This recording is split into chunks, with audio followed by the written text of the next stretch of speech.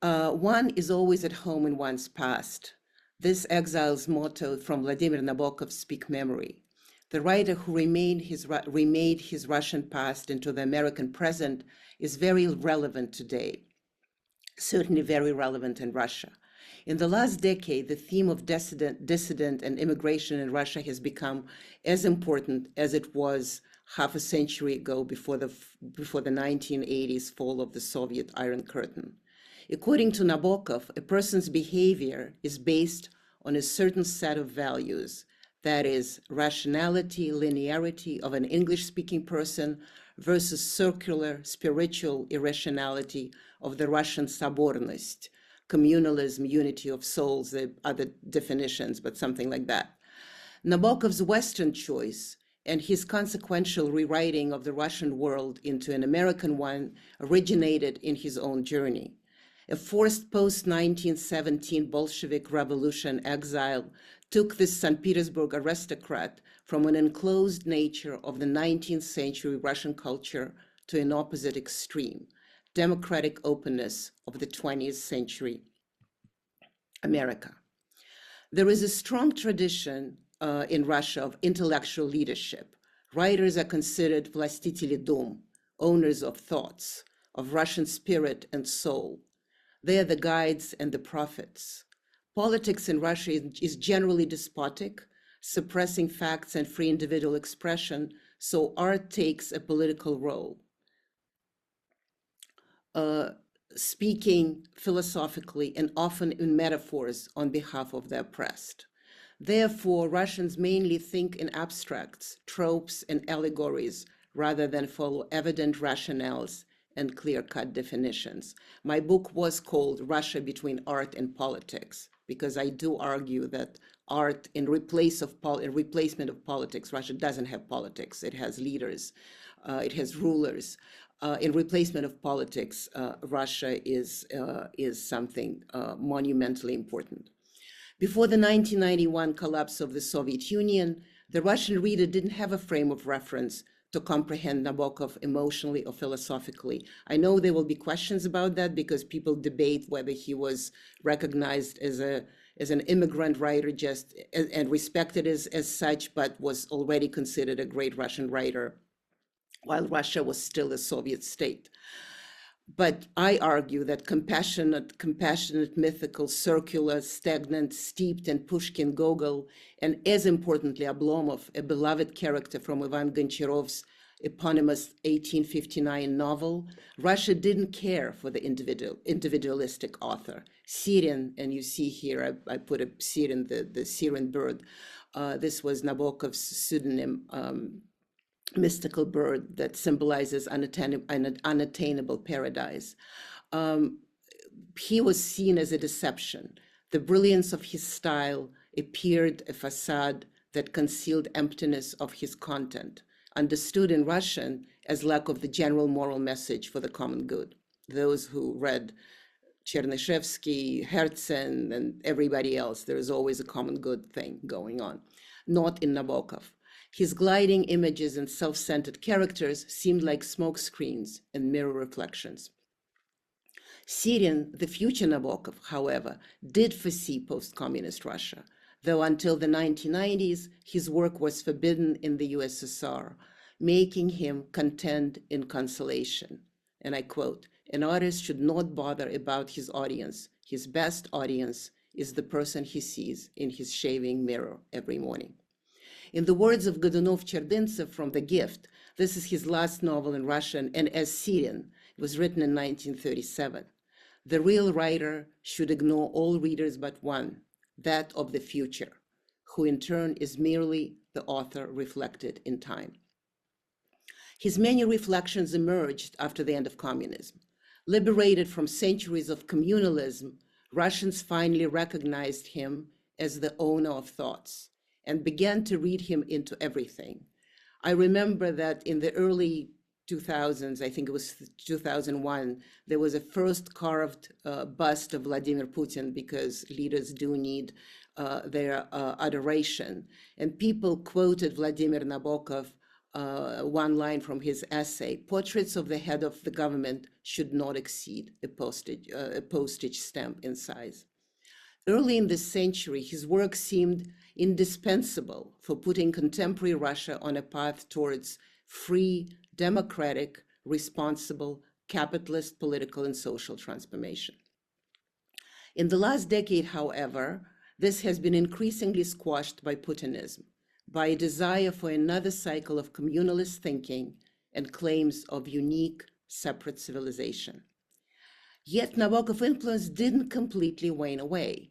As in the Soviet era, we now learn from him anew how to exile with style. The writer, together with his most endearing character, Timofey Pnin, is once again a model for immigrants. I don't see you, so I can't ask how many people read Pnin, but if you haven't, I really love Nabokov. I hope you run home and read it immediately. So this is the many versions of Pnin. This is my favorite novel, so I had to put all these versions here, written in 1957. Water in Turkish is su, said Pnin. I quote from the novel. Said Pnin, a linguist by necessity, and went on with his fascinating past. Completed university education in Prague, was connected with various scientific institutions. Then, well, to make a long story very short, habitated in Paris from 1925, abandoned France at the beginning of Hitler War, is now here, is American citizen. And you could see this is a pure translation from Russian. It doesn't have any regular forms of English, but it's one of the most endearing description of what exiles, Russian exiles, post-revolution exiles should go through. Centuries of exile literature, from the Italian Francesco Petrarca to the American James Baldwin to the Russian Joseph Brodsky, confirmed the necessity of overcoming an expatriate's international solitude by embracing linguistic challenges. Immigrants have to choose a tongue, be it native or newly adopted, for creating a better, happier reality that can make into their home. For those like Pnin, the native language is a snail shell in which to hide from their newfound yet unfamiliar abode. If his Russian was music, his English was murder. This is a quote from Pnin. Those exiled turned to their primary tongue, the only treasure not taken from them at the border. It can't be stolen, lost, or destroyed. But there are others, like Nabokov, for whom the new language, free of the limits of the old, opens new horizons. People may remember that the 1970s immigration from Russia actually not often spoke English, because for them, they were leaving forever. And once you leave forever, and for many after 1917, once you live forever, the language treasure is really important. For the more cosmopolitan, I moved to the States in 91. I was not an immigrant, I was an expat. And as an expat, it made no difference. I could speak any language. But for actual exiles, for actual immigrants, this was a very important psychological moment when they hid in their native language. This is from the introduction of Lolita. It had taken me some 40 years to invent Russia and Western Europe. Now I was faced by the task of inventing America. Considerations of depth and perspective led me to build a number of North American sets. I chose American motels instead of Swiss hotels or English inns because I'm trying to be an American writer and claim the same rights that other American writers enjoy. All my Russian readers know that my old worlds, Russian, British, French, German, are just as fantastic and personal as my new ones. I remind you, Nabokov moved to the United States in 1940. The fact that he was using English, you see in a picture here, there's an Kate Spade bag and Lolita next to it. This is not a bookstore. This is a Kate Spade leather store. So the bags, there were shoes and other things. But that's how important Nabokov was with his immigrant message, with the immigrant that become a global writer, Russian immigrant becoming a global writer. So I decided to put it here. So it is truly cosmopolitan in fashion as well, literature and fashion together. Beyond the borders, in a different dimension, carried beyond the margins of the routine, you don't have anything familiar at hand, no yardstick by which to measure these new lives unknown. And so the exile creates, and I quote again from Lolita, his own mirage, which becomes a new world, new mir, by the very act of the shedding, as it were, the age he lives in. The process of creating, whether it's the new language or in the old, enables the exile to return home at any point, to travel between several languages and several worlds, living in duality and inventing himself en route.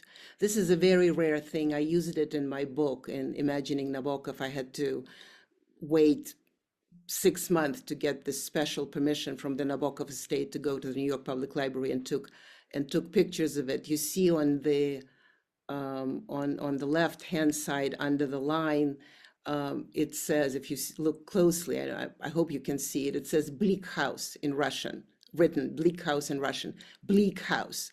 Nabokov was teaching Dickens. He was giving lectures on Dickens, but that linguistic duality is fascinating. So for him, he was teaching in English, and yet he wrote notes for Bleak House in Russian. And there are other pages, on the right-hand side, you can see, so they're gathering for it, they're going on a trip, and they're preparing the things in English that they need to take. And then suddenly, so it says clippers, and then crossed off and says nokti, nails, exactly. And so it's, when you look at these diaries, you see that they really create, this is a amalgamation of many worlds, and that's what exiles, and certainly Nabokov as an exile and his characters have to live and to deal with. Another exile of note, Alexander Solzhenitsyn, author of the Gulag Archipelago, denied Nabokov the glory of being a Russian writer in international circumstances. Solzhenitsyn, who was also ousted by the Kremlin, not by the revolution, but in the 70s, ousted by the Kremlin for his work and moved to America in 1975, never gave up his language, his Russianness, along with grandiosity of Russian nationalism. For him, Nabokov was a genius, writing brilliant novels in Russian. His immigrant novels, says Solzhenitsyn, I imagine with some disdain. He was unread. To reach Western readers, he had to use his brilliant knowledge of English, breaking with the past. He was born anew with a new soul. He lost his Russian roots. He was lost to Russian literature. Interesting. Interesting also, this is not part of my presentation, but I'm always looking at great writers or people who are considered great writers and their relationship with Nabokov. And I do find that a lot of Russian great writers are very jealous in some ways and try to dismiss Nabokov one way or another. I'm not sure that Solzhenitsyn was jealous. I think he was a Russian nationalist. So for him, it would be a betrayal to do anything in English because it's, as they call it in Russia, the unfriendly country. But Joseph Brodsky, who himself used English, but in my view, not as fantastically as Nabokov did, and also poetry is difficult to translate. So I don't mean literature students or people who are interested in literature, but generally people who are generally interested in intellectual things. They know Brodsky by his essays, not his poetry, although he is a poet, Joseph Brodsky. And so one time Brodsky said that Vladimir Nabokov was trying to become a poet, but he couldn't become a poet, and therefore he decided he would become a novelist. And I'm sorry, really? So apparently being a novelist, world-known novelist, in English, where in Hong Kong they put your novel next to the shoes, is not good enough as being a Russian poet, Joseph Brodsky. So if I sound disdainful, I am a bit disdainful because I do take my Nabokov very seriously. Certainly I did take my Nabokov very seriously when I was writing this book. So there is a gap between a geographical exile of Solzhenitsyn and Nabokov's intellectual exile. Expelled from Russian language and literature, Nabokov insisted on wearing a mask of indifference. I quote, "In America, I am happier than in any other country." Yet he suffered horribly from his loss. But now, though, two must go, here we part, softest of tongues, my true one, all my own, and I'm left to grope for heart and art and start anew with clumsy tools of stone. Even the word родной, native, familial, own, in Russian have overtones of family and closeness that are lost in English. In Speak Memory, Nabokov muses, "I wonder what would happen if I put in a long-distance call from my desk right now. No answer, no such number, no such country." In Russian, Другие берега, other shores, he confesses, "Longing for home, it has its clutches, that longing. In a small corner of the world, it can be pulled away only by killing it. Give me, on any continent, a forest, meadow, air that resembles St. Petersburg, and my soul gets turned inside out." Those who read Nabokov carefully, or not even carefully, these are heartbreaking notes, and he's very careful and very crafty not to display too much of it. But if you read carefully, if you read closely, you see that he's as suffering individual. It wasn't just mirrors and gliding surfaces. He was as suffering writer as any writer would be. Deprived of Russia, Nabokov loved it even more and learned to overcome the pain of loss through repetitions of the familiar, yet improved themes. Pattern is a redemption of loss, perhaps the only redemption of loss there is, he argues. Unlike Solzhenitsyn, whose ideal Russia was a grandiose Slavdom, shown in his 1980s Red Wheel cycle novels, now used by Putin as his common Slavic civilization quest in Ukraine, Nabokov has moved his Russia forward. Instead of a circle, a wheel, he believed in a spiral, as a, quote, "as a spiritualized circle. In the spiral form, the circle uncoiled, unwound, has ceased to be vicious. It has been set free." Nabokov has shown that what it takes to be an individual, responsible for one's own actions, when no state ideology exists to provide your life with meaning. He taught Westernization firsthand, how to be a single I instead of a member of the many we in that traditional Russian collective, both pre-Soviet and Soviet. In Ben Sinister, a novel written in 1947, once again, my second favorite, so if you haven't read it, it's actually not a very well-known novel, which is a pain and a shame, especially today. One of the characters, the tyrant in the book, does remind us, or remind me, and probably others as well, of Vladimir Putin. So it's quite an important novel to read to understand how dictators think. So in Ben Sinister, it's an incredibly tragic novel too. In just one paragraph, I is repeated 33 times. I'm a lake, I'm a tongue, I'm a spirit. I'm the torch, I arise, I ask, I traveled, I wondered, I will, I will, I will. I didn't do all 33, but it is quite a cadence. From the nation of we's, Nabokov sought to liberate the thinking I, a necessary contributor to the middle class, where an individual matters more than the group, where the everyday life of a single person doesn't represent the common ills or grand victories of the state.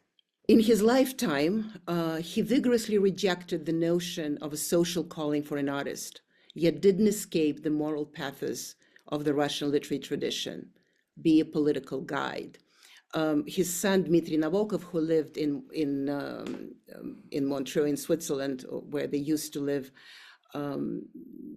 before Nabokov's death, argued with me a lot, because I kept saying that, first of all, there is no Russian literature without a political message. Even if there is no political message, there is a political message. And so he said, no, my father never thought of any political, you really cannot, you cannot put it on him. He was not writing, he was writing for himself. He was writing for that reader that was him. And like, well, somebody who translated his novels himself, both from Russian to English and then from and English to Russian, certainly cared about posterity and certainly cared about those readers. So we never agreed on that, but he agreed that I can have, Dmitry agreed that I can have, that my argument at least can convince some people, that maybe it wasn't true, but at least the argument was convincing enough to at least exist. So here it is, that Nabokov rewrote Russian literature for us. So he takes Myshkin in Dostoevsky's The Idiot, and invitation to a beheading, приглашение на казнь in Russian. Remember, Cincinnati Seas is preparing for a beheading, and that was when Myshkin looks at a guillotine and thinks, what does a person think when he goes to a guillotine? So Nabokov wrote, as much as he hated Dostoevsky, he wrote the whole novel to show what it is when somebody goes, when somebody with a typical Russian or totalitarian fate, in a sense, when you crime is that you are that you're not opaque, what it takes to go and be invited to a beheading and what one feels in that moment. Charles Kinbot, Pale Fire, 1962. Is an absolute rewrite of Nikolai Gogol, Diary of a Madman, Aksentij Poprishin, but also all the circles, because all the circles, Solzhenitsyn wrote The Red Wheel. Then, of course, the circles and Dead Souls are very well known. So you start with a wheel of a carriage at the beginning of the Dead Souls. Then the whole Dead Souls is circular, and then at the end you have the troika bird that goes into oblivion. So Nikolai Gogol was very important to Nabokov, and rewriting Gogol was also very important. Sort of the madman, Poprishin actually is not so mad. He's Charles Kinbot is a man who lives in America, and there are many people like that. So it's not actual madness. Tolstoy in Ada, this is also very well known. Ada rewrites, in Ada, Nabokov rewrites the beginning of Anna Karenina, and in Nabokov it is all unhappy families are all the same, and all happy families are more or less dissimilar. So he turns it upside down, sort of this usual Russian suffering. He takes the characters out of it. And of course, very important is Anton Chekhov is in Pnin. And note that, and that's why I put patronymics here, because Timofey Pavlovich Pnin, Anton Pavlovich Chekhov. So the patronymic is important. Rewriting all these unhappy, wasted, as they're called, wasted characters, Chekhovian characters from Cherry Orchard and the Seagull and so on. So it is, Pnin is remarkably, I mean, as I said, my favorite novel, but he's remarkably important because he's a quintessential modern exile. He's a hybrid of the old and the new. Accepting the cold Western creed, every man for himself, Pnin doesn't renounce the communal Russian, every one of us is for each other guilty, as in sort of paraphrasing Dostoevsky's brothers Karamazov. Nabokov writes, Pnin was beloved not for any essential ability, but for his unforgettable digressions when he would remove his glasses to beam at the past while massaging the lenses of the present. Pnin is purely Chekhovian, comical, suffering, generous. He's sunk in the digressions and circles of Russian literature. Adapting poorly to American superficiality, he can't distinguish between what's commercial from what's cultural. He is a Russian intelligent, not an American professor. But he's more than just a Solzhenitsyn-like immigrant. He's attached to his past, but no longer hampered by it. In 2-3 years, said Pnin, I will also be taken for an American. He imagines himself dissolving among other professorial wasps with his artificial suntan, sunglasses, sneakers, and other attributes that in foreign mind mythologically constitute an American. Of course, as Russian as he is, emotional, impractical, Englishless, he is already an American, one of many diverse individuals who compose this cosmopolitan society. Nabokov makes Pnin an American by placing him into a small life, forcing him to live day by day without the Russian ennui or daring do, refusing to see in suffering a sign of a higher spiritual design or an ultimate salvation. In the Western world, happiness is patience. Pnin's author reminds us. It's not the patient resignation of Russian literature that every so often impatiently explodes into revolutions and heroic deeds, but rather Western evolutionary perseverance. Happiness is a slow progress forward. At the end of his novel, Pnin, defying the wasted life of his Chekhovian predecessors and three sisters, Uncle Vanya, courageously drives off into the future. Remember when the three sisters to Moscow, and they never go? Pnin goes. He takes a car and he goes. 2 novels later, in Pale Fire, written in 1962, persevering Pnin finally comes into his own, saved by virtue of being a hard-working American. He gets a chair at Wordsmith University, a library to thrill any Russian intellectual, and of course, there's also a dog saved. One is always at home in one's present. Adapting is the greatest achievement for any exile. To quote Nabokov's other memorable line, I am as American as April in Arizona.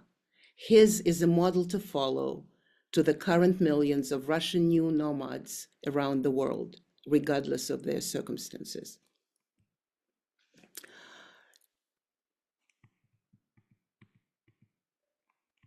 Okay. In the words of another immigrant, Polish writer Witold Gombrowicz, who escaped to Argentina at the beginning of World War II, he said, an artist in immigration is forced to exist not only outside of his people, but also outside of the elite. He's like a bankrupt count who sees that the manners of the salon are worthless if there is no salon. We have to find a way to feel like aristocrats once again, in the deeper sense of the word. He wrote this in 1953. And so here it is, Nabokov in Montreux Palace, the hotel that he lived in from 61 to 77, 1977.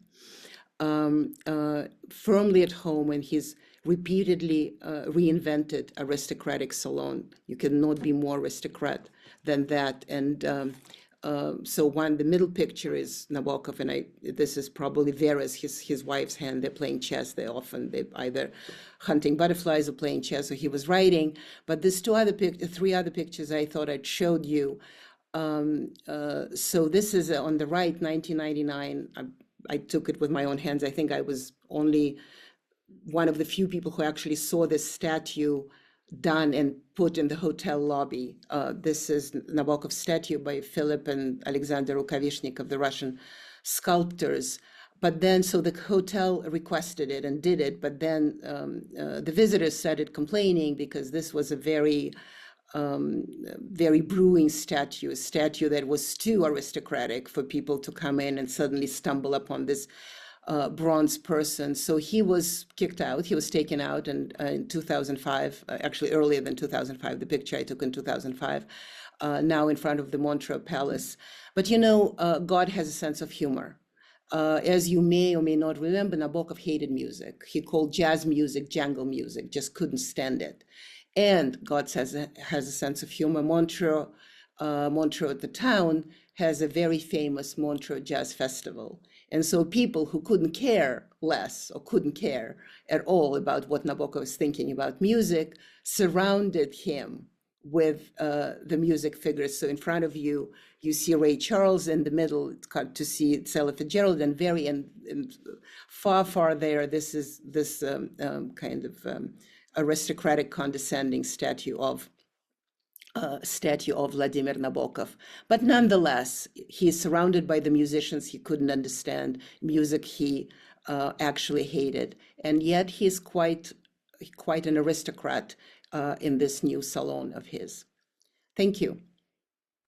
So the first question I'm going to ask you, Nina, is about Nabokov's life in exile and his integration in this emigre world. What did his social life look like? And did he actually feel as part of this larger Russian emigre community, or he preferred as an individualist to stay a little bit aside from all of this? Because it was a big cultural phenomenon, Russian emigre communities in both Europe and the United States. So where did Nabokov stand? Well, Nabokov didn't stand, of course, and he was in Paris, he was in Berlin, and if you read The Gift, Dar, the novel I mentioned, 1937, his character, I mean, we should not equate characters with authors, but we can look into similarities. So his character was quite disdainful and, never bothered to learn any German. Nabokov spoke French, so he had better relationship with France, obviously, because he was from a family that spoke French. But he, of course, if you read Speak Memory, and he's very open, and that's why I actually concentrated on his English, not only because he was a writer, but because he really makes a very important point to say, I was an English child. It was very unusual. So he's always unusual. When he went to Tenishev school, he was always unusual. Whatever he does, he's unusual. And so, of course, when he's an immigrant, he's not like the rest of them. And they actually, in the immigrant writers paid him the same kind of non-recognition. And if you read assessments of the writers about his writing, about this lucidity, but no depth whatsoever, and so on. So the relationship where there was just too much of a snob. Although, of course, snob should not be aristocratic, because snobs are those who are not, but pretend to be. But he actually was quite a snob. And even, I forgot where, because my Nabokov now is just in my head, but not in where it is from. He tells a story of how he's meeting with Bunin. And Bunin just got the Nobel Prize, and he's, and Nabokov kind of have to do this. And he's telling a story of how Bunin is unwrapping a snake of his scarf, and you can just see that this old man, he received a Nobel Prize for nothing, and I'm here to participate in his greatness, but not really. I think in America it got better, just because it is America is a country in many ways of lone individuals, so for him it wasn't that unusual. But he didn't hang up with immigration. I mean, please, he's Nabokov. Why would he? But he was hanging out with Edmund Wilson, who was a New England writer, and even fought with him because Edmund Wilson thought he was helping Nabokov, but Nabokov was not grateful and thought, well, I'm a Russian and you like Russia, Edmund Wilson, so I am here to present the story of Russia to you. And so they actually, if you read their letters, their correspondence, it's quite nasty, both with large egos. So he was a loner, but he also really, I mean, and that's why I mentioned when he talks about Russia, I mean, I think Lolita is a novel about, I mean, it is a novel about America, but it is a novel about Russia more than anything else. He has a soul, but he is eager not to show it, which is important. And if you look at, I was lucky, as I said, I looked through Nabokov estate things, and I forgot which year it was, the year of the New Yorker, where Nabokov was published, and Salinger was published and somebody else was published, and I was looking at it. Actually, I remember I looked at this New Yorker issue and thought I would never write about Nabokov. He's such a bastard, because he gave grades to all the stories that were published in the New Yorker, and he of course was an A plus, and everybody else was like B minus, nothing, nothing. So he was like that. He was an individualist, but that's why I think such a good role model, because he just cuts through this. But you also see, I mean, that's why I love Pnin so much. I mean, I love a lot of them, but I love Pnin so much because Pnin is the only person that in all the characters that Nabokov has in English, he's the only person that is better than Nabokov. And Nabokov recognizes it, that Vladimir who gets the chair of Pnin's Wordsworth when Pnin gets out, he's better than Nabokov, and Nabokov understands that. So he does have humanity, but when you're in exile, you cannot really show your humanity on your sleeve because you don't know who you're going to encounter. So in this sense, he's very good, but he was a lonely individual. That is certainly a great description for him. Yeah, but his wife was a great support, as far as I understand. They remained together for many, many years, and he dedicated all his writing to her, right? Well, yes, I mean, but that's why he didn't need anybody, because she was there and she did all his correspondence and his typing and was sort of somewhat a slave. But great writers have that. I mean, look at Leo Tolstoy and Sofia Andreevna. I mean, so it's not, especially at that time, it really wasn't that unusual. There was a great book which shows that the marriage was great, but not as great as we imagine it, just because it looks so wonderful on pictures. It was a wonderful book by Stacy Schiff called Véra. So if people are interested in that relationship, Nabokov had affairs, which Schiff describes. It was quite a drama. Dmitri was adamant that it shouldn't come out, but it was. I mean, he was a spectacular man. He really was a spectacular man, and she was a spectacular woman. That without her, is often said, without her, he may not have become what he has become. Mm-hmm. Of course, there are a lot of questions about Lolita, and Denise wonders what was Nabokov's response when the movie Lolita became a global phenomenon. And I think it brings us to a broader conversation about Nabokov's relationship with pop culture and movies and journalism and everything. So can you comment on that? A little bit. Well, pop culture and, as I mentioned, jazz music, jungle music, he wasn't big on that. He was flattered by Kubrick. He was flattered by Lolita. He was flattered by Peter Sellers. But and he said it himself. I mean, it allowed him to stop finally torturing the young brains.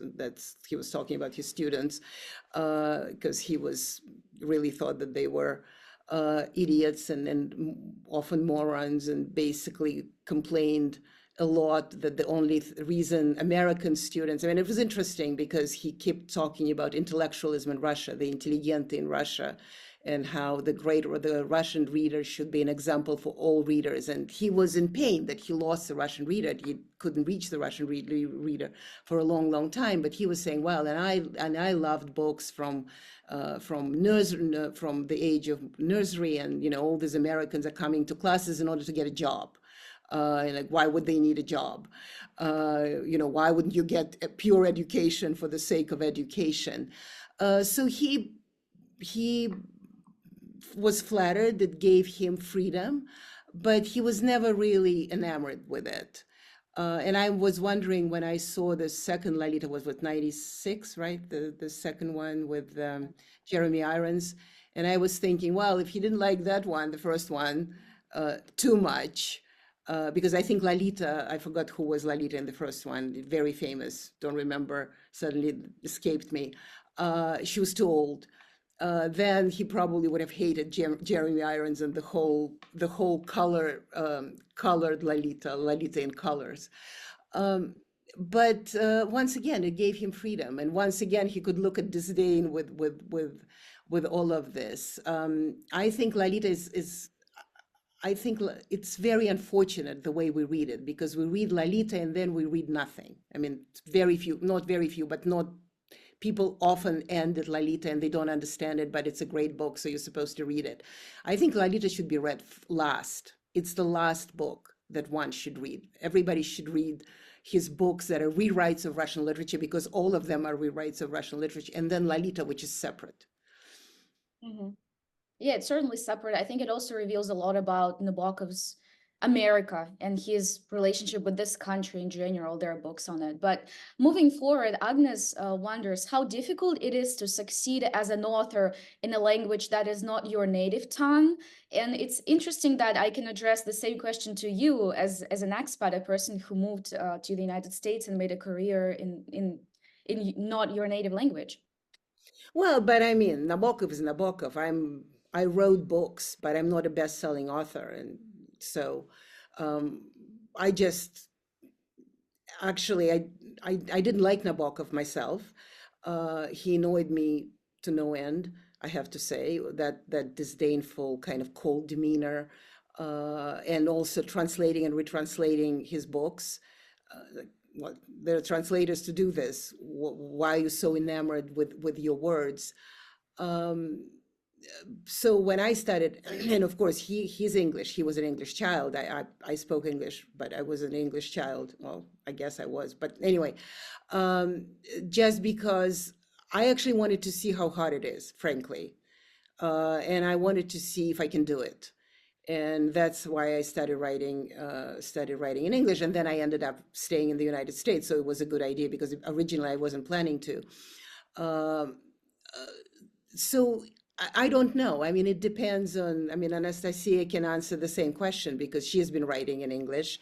When we met, what, 4 years ago, um, the writing was difficult, and then it was getting better and better every year. So it's a skill. I mean, one of the greatest thing about American writing versus the Russian writing, and probably that is may not answer the question exactly, but it also goes to the subject of exile as well. Is that in Russia, it's the writer is, it's your quest, is your calling. You cannot not do it. You have to have a gift. At the early when I got here in 91, 90, I remember I was going with a friend who was a writer, and on at the passport control, he was asked what his profession is, and he said a writer, and the security was like, huh? What do you work? I was like, I'm a writer. What do you mean? What do you work? So in Russia, it's a quest, and where I am a writer, and it's a gift, and I'm going to save humanity with my books. In English, you have to have talent, but it's also a skill. I mean, in English actually allows you to have that skill. Russian is much more like Pnin. It's digressive. It has a lot of words. You have to edit a lot. I remember when I started writing in Russian, in English, I don't know if Anastasia, you had the same thing. If you write the same article in English and in Russian, in English, you start with what happened and then say a bit what you think about it. In Russian, you say what you think about it, and at the end, you may get to what happened. It doesn't matter, because it's all like a Gogolian troika bird. It's all the great thought that counts. But it's fascinating. It really is fascinating. It's English, French, Swahili. I don't know. I mean, I only have this and a little bit of Italian, but your mind, and that's what I showed in the notebooks. Your mind is really, and Nabokov was saying it himself. We don't think in thoughts; we think in waves. And so, in a dual culture person, these waves come in whatever language they come. You don't even know, and suddenly you catch yourself. Oh, it's in English, it's in Russian, and why is it in English, and so on. So I'm always, I mean, I'm now old, but if I were younger, I would have advised people to just try to live 5 years in a foreign language and write and speak in it, because it really creates a different personality for yourself, because you have more than one suddenly. Yeah, for sure. I remember how me and you were talking about this theory of high context and low context cultures and languages. And I think it's also a useful thing to keep in mind when you write in Russian. When I just started writing, it was all metaphors and different idioms and all sorts of, I don't know, jokes. But in English, it's a bit different. It's a more straightforward structure, I guess. Yeah. This is an interesting thing. And there's a great question from Richard. How is Nabokov viewed by current Russian writers in exile, like Sorokin and Ulitskaya? You know, I don't know. Nabokov was, as I said, in the 90s, he was everything. He was everywhere. He was everything. There was in 1999, there were two anniversaries. There were Pushkin's anniversary, and then there was Nabokov anniversary. So 100th anniversary, 200th anniversary. And Moscow celebrated it like crazy. I mean, Pushkin was on every corner. And as often happens, unfortunately, when culture that doesn't have pop culture suddenly gets pop culture, I remember there were condoms made with Pushkin quotes on them, and Nabokov didn't get that, which probably just as well for him. He would not have been happy. But there were exhibits, there were plays, they were. I don't know, discussions, lectures. So he was really, I mean, because he did rewrite that circular Russian literature and suffering Russian literature into kind of like, you have to live. I mean, one of the things that I find, I didn't speak about it. Remember, anyway, I don't know if anybody remembers John Nash. He was a scientist. He was at the Institute for Advanced Study. He not long ago was killed in a freak accident in a cab, but he was a crazy scientist, and Russell Crowe played him in The Beautiful Mind. And if you look at The Beautiful Mind, if you think of The Beautiful Mind, it is delusion defense. It's actually a rewrite. I mean, it wasn't, but it is a rewrite in some ways of delusion defense. What does Lucian do when he doesn't get anything, when he is this crazy master of chess, the great artist, a master of chess? He commits suicide. We don't know, because Nabokov, that wouldn't be that simple. He says at the end, the last line is "Никакого Александра Ивановича больше не было." So there was no illusion, and so we just assumed that he jumped out of the window. But John Nash became what he became. I mean, then yes, he died, but he got it through perseverance. He got it through small life. And I remember there was in Moscow there was this big shows of delusion defense, because the film came out around that time. I forgot which years it was, like 2003, 2004. And The Beautiful Mind. And there was all these discussions of how Russia really needs to stop thinking great thoughts and basically get some Prozac and water and stop worrying about humanity and actually get to live its own its own life.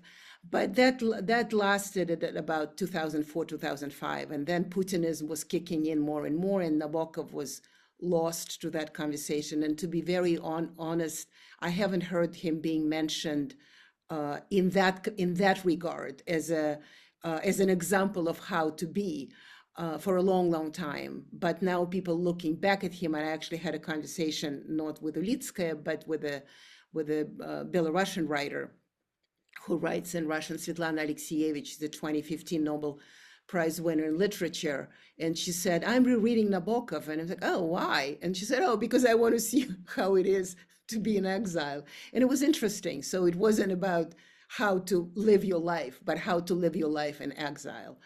But I think, I haven't checked my Nabokov for a long, long time. As I said, I mean, that book came out in 2008. But in America, even, he got less mentioned and less talked about. When I wrote my book in the 2000s, he was everywhere, but not so much. Although I have to say, I moved to politics firmly, so I may not be noticing things that I would have noticed when I was still getting my degree, and right after my degree in comparative literature. Mm-hmm. Yeah, it's interesting how some writers become widely recognized national heroes, and the other, like Nabokov, are recognized but not as broadly celebrated as Pushkin. For example, we recently had a lecture on Pushkin, and we discussed all sort of archetypes and myths around his figure. I don't think that Nabokov plays such a role in Russia nowadays. But also he is less known probably than Brodsky here in the States, who got the Nobel Prize. And maybe also what matters is, I don't know, Brodsky's trial and the politics of things, while Nabokov was kind of in the shadows a little bit. He wasn't really part of this Which scam.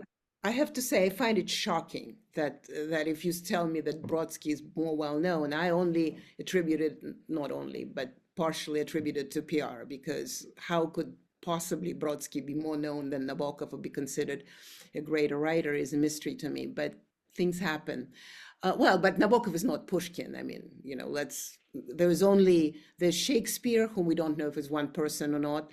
There is Pushkin and there is Mozart. Those are the ones who, actually, once again, if people are interested in literature, there is a fantastic book, probably hard to read in English if you don't read Russian, but a fantastic book. Try it if you're interested in literature, by Abram Tertz, Andrei Sinyavsky, called Strolls with Pushkin. And it is a skinny, skinny, tiny little book, and it explains Pushkin brilliantly. So, and one of the points that Tertz is making about the book, about Pushkin, is that he wrote everything for everybody. I mean, there is no theme in the universe that Pushkin hasn't touched. Whatever it is, there is Pushkin. Same thing goes for Mozart. There is no melody in the universe or form of melody in the universe that Mozart didn't touch.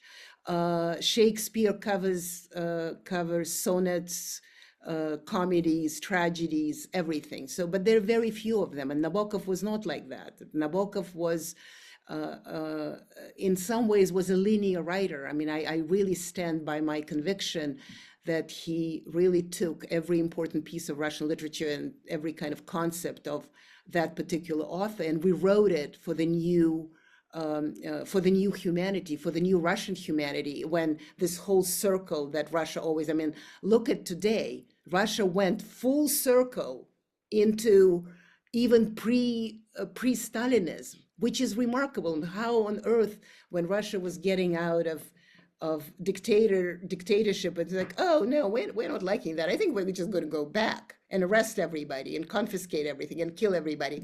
That's circular. And so what Nabokov was offering is a spiral where you do go and follow progress, even if it doesn't have to be an exactly direct line. Mm-hmm. And the last question I'm going to ask is from George. Did Nabokov leave the US with any bitterness? Why did he choose Switzerland? That's a great question.